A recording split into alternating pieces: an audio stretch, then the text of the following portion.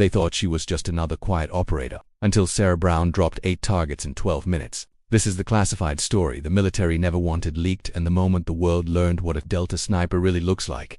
Sarah Brown never looked dangerous. That was her quiet advantage. Even as a kid pacing the open plains of Montana, she moved like she was listening to something nobody else could hear. The wind, the distance, the silence between breaths. Her grandfather, an old Vietnam sniper who spoke in low gravel sentences, recognized it before anyone else. Most kids shoot to hear the noise, he'd say. You shoot to solve something. She did. She always did. While other kids played ball, Sarah spent hours on the battered shooting bench behind the barn. She tracked wind shifts by watching dust float. She mapped distances by eye. She fired only when everything aligned. Not 1 second earlier. By high school, her reputation had become a rumor with legs. Teachers respected her discipline. Students didn't quite know what to make of her quiet, composed, unreadable. The kind of girl who sat near the window during storms because she liked the pattern of raindrops. That same precision followed her into adulthood. When the Army acceptance letter came, her parents were proud, terrified, and a little confused. "Are you sure, Sarah?" her mother asked. Sarah only nodded. She didn't use many words when one was enough. Boot camp hit others like a sledgehammer. It hit her like a puzzle. Her instructors wanted aggression. She gave them analysis. They yelled. She listened. They pushed. She adapted.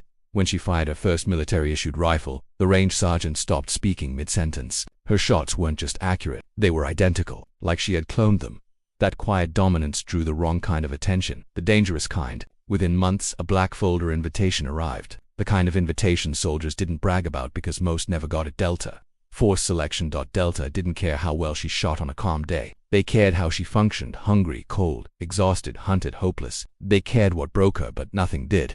Where others panicked, she slowed down. Where others yelled, she breathed. Where others collapsed, she calculated. By week 2, half the candidates were gone. By week 3, instructors had stopped underestimating her. They watched her the way people watch storms, quietly and with a hint of dread.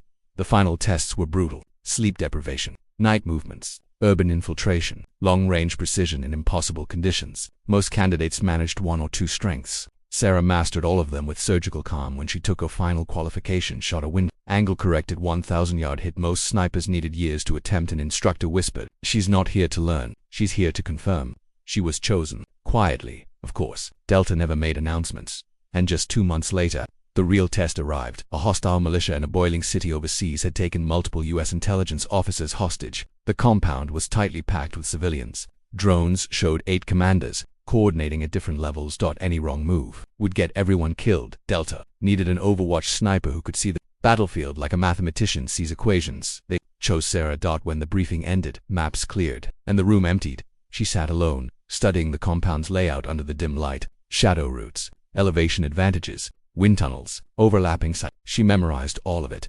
Her team respected her resume, but they didn't know her. Not yet. Especially not Jackson. Loud, confident, built like a brick wall with an ego to match. "You're the Overwatch," he asked her. "You sure you can handle pressure at altitude?" Sarah didn't bother replying. Pressure was a rumor. The real mission started at midnight. The helicopters skimmed rooftops. The city below glowed with fire and chaos. Civilians hid in broken windows. Armed men patrolled narrow streets with practiced cruelty. She took her position in a half-collapsed building overlooking the compound. She set her bipod, checked wind, checked angles, checked distance, checked silence. 8 targets, 12 minutes, 1 chance. And then her radio crackled. "Brown, Overwatch Live. You have green light on all high-value targets." Sarah breathed in slow, steady, and placed her finger on the trigger. A shadow moved where it shouldn't have. Her eyes narrowed. Something was wrong. Then she saw it, and her blood went cold. If you're hooked, keep reading. Part 2 drops the moment you say continue. The shadow wasn't a commander. It wasn't even armed. It was a child, barefoot, terrified, slipping between broken crates near the outer wall of the compound. The militia hadn't noticed. Her team hadn't noticed. Only Sarah had eyes on him. That's changed everything. A standard sniper would ignore it. Non-combatant, not the mission, but the child walked directly into the path of one of Sarah's planned angles, a shot she needed for target 2. If she fired now, the concussion alone might draw attention and trap him between fighters. She adjusted, shifted her body 1 degree left. New angle, new timing, new plan. The ground team had no idea how close they were to disaster. "Overwatch." Jackson whispered into comms, "We're moving to Point Bravo. You good up there?" She didn't answer. Not yet. Her breathing slowed. Her world narrowed to the scope. Target 1. The radio coordinator stepped into view. He lifted his walkie-talkie, mouth open, about to announce new hostages movement. One word into that mic would trigger reinforcements across 6 city blocks. Sarah fired. The bullet cut through humidity like a needle through cloth. No echo, no flare, just precision. Target 1 collapsed silently, but Target 2 reacted instantly. He turned. He scanned rooftops. He stepped toward the very wall where the child hid. Sarah recalculated. Wind 3 knots west. Distance, 684 meters. Movement erratic. Background, unstable concrete fragment behind head. She adjusted for overpenetration and fired again. Target 2 dropped. The child froze, eyes wide, realizing something unseen was protecting him. Sarah didn't blink. She shifted again. Targets 3 and 4 were together, barking orders at gunmen near the hostage building. She needed 2 perfect shots, so close together they sounded like an echo. Her muscles tightened. She became a statue. Shot, rechamber shot. Both men fell. No alarm, no detection. 4 down. Her radio buzzed. Overwatch, that was you? Jackson asked, disbelief shading his voice. Confirm, she whispered. But Sarah wasn't listening to him anymore. She noticed something else. The militia wasn't as chaotic as intel suggested. Their patterns were too clean, their timing too perfect. Someone unseen was directing them. A 9th presence, a hidden commander. She scanned rooftops, windows, shadows, but instinct told her he was there, watching, coordinating, waiting to retaliate. And then the worst-case scenario happened. The last drone in the area was struck by gunfire and spiraled down in a blaze of sparks. Now Sarah was the only set of eyes above ground. 8 minutes left. 4 targets remaining, and somewhere in the maze an unseen threat. Overwatch, Jackson said again, tension rising. We've got movement near the hostages. I see it, she murmured. But she also saw something else, a glint on metal, far back in the compound. Not a weapon. A scope. A sniper. Someone was aiming at her team, and the angle was perfect. Asterisk, if you want part 3, say continue and I'll drop it immediately. Asterisk. Sarah didn't panic. Panic was noise, and she'd trained her whole life to remove noise. But the hidden sniper across the compound had perfect elevation, a clean diagonal shot, and a direct line to Jackson's fire team if he fired first. At least 2 operators would die before they realized what had happened. She shifted her body 3 inches to the right, flattening herself against the broken concrete. She needed his muzzle flash, even the faintest reflection. 5 long seconds passed, then a flicker of the slightest shimmer of metal through a torn curtain. There you are. Sarah adjusted her scope, running quick math in her head. Wind, subtle, almost unnoticeable. Distance 812 meters. Angle severe elevation. Obstruction. Rusted rebars partially blocking the shot. She didn't have a clean head, but she had something better, a sliver of his firing. Elbow exposed, she exhaled and fired. The man jerked back with a muffled grunt. He didn't die, but he dropped his rifle. The shot hadn't been lethal yet, but it bought her seconds. Overwatch, who's firing at us? Jackson barked. You had a counter-sniper, Sarah said calmly, repositioning. But the injured sniper did something she didn't expect. He didn't flee, he didn't hide. He crawled toward his rifle again. That was wrong. Nobody trained keeps crawling into death, unless he wasn't just a sniper. He was the 9th commander, the hidden one she'd suspected earlier. And he was determined to stay alive long enough to warn someone, or trigger something. Sarah shifted again, pushing her elbows into slanted concrete. The rubble creaked beneath her, threatening to collapse. She ignored it. He grabbed his rifle with his left hand, sloppy, shaky, trying to realign for a blind shot toward her team. Not precise, not aimed, just volume. Her team was still exposed. Sarah fired again. This time she hit center mass. The man slumped sideways, half hidden behind debris. 5 targets down. But she didn't relax because the sniper's radio, partially crushed beneath him, still emitted a faint, rhythmic clicking. It wasn't random, it was a signal. Overwatch, the team leader said. We're 30 seconds from breaching hostage room 2.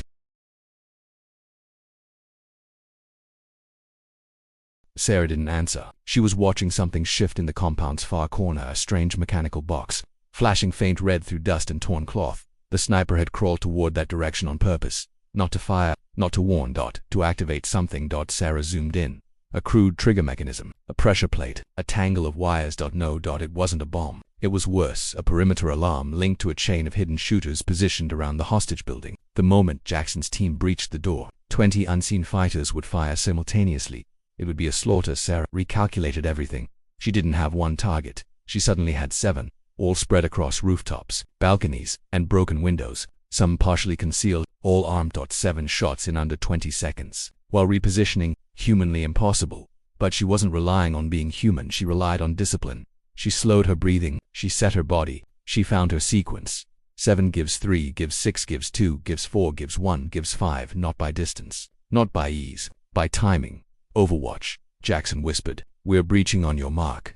If she mistimed even 1 shot, the team would die inside that room. Sarah didn't blink. She whispered into the comms, "Stand by," and then she fired the first shot. Asterisk if this is gripping. Lock in part 4. Next comment part 4. Asterisk, the first shot shattered the rooftop silence. The second followed instantly. The third came before the first body even hit the ground. 3 shooters down. Sarah was already shifting. Elbows scraping raw against broken concrete, dust filling her lungs. She didn't feel any of it. Pain was irrelevant. Time was all that mattered. Shot 4 required a blind angle. She fired through a window frame, trusting the physics, trusting muscle memory, trusting that she'd calculated correctly. A strangled gasp confirmed it. Hit. For down. She whispered into comms. Hold breach. Jackson didn't argue now. The entire team had learned to trust that tone. Sarah's voice barely changed, but when it did, the mission depended on it. Shot 5 came with a half-second delay, a moving target dragging a rifle across a balcony. She aimed it where his head would be, not where it was.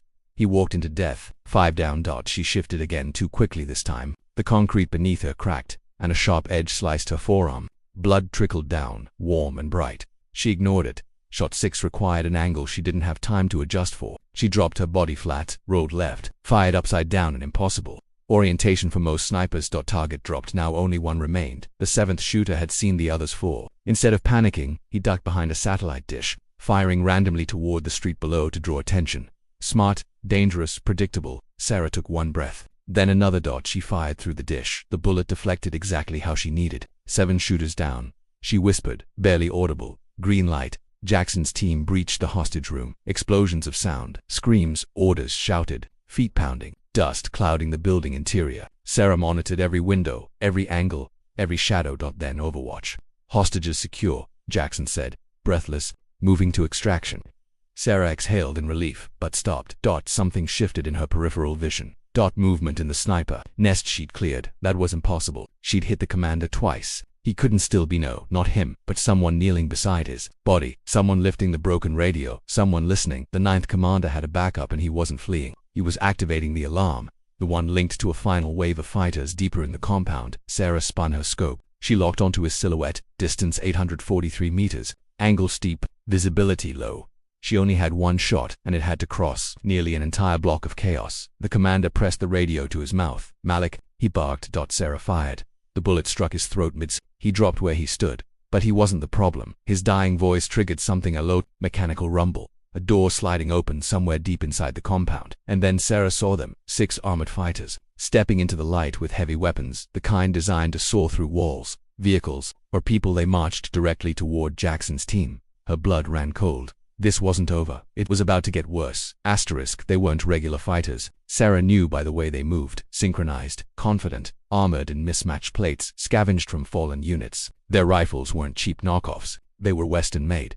This militia had help, foreign training, foreign funding. And these 6 weren't here to defend the compound. They were here to kill Delta operators. "Overwatch," Jackson whispered urgently. "We've got 6 heavies advancing from the courtyard. You see them. I see them. Can you take them?" This time, she didn't answer immediately. Shooting armored targets wasn't like tagging commanders in loose clothing. She needed penetration, angle, timing, and they were moving in staggered formation, overlapping each other's armor plates. They were designed to absorb gunfire, but not designed to absorb Sarah Brown. She rechecked her injury. The cut on her arm was deep, bleeding steadily, slicking her grip. She tightened her fingers around the rifle stock, letting pain sharpen her precision instead of dulling it. The heavies approached the main hallway, the only path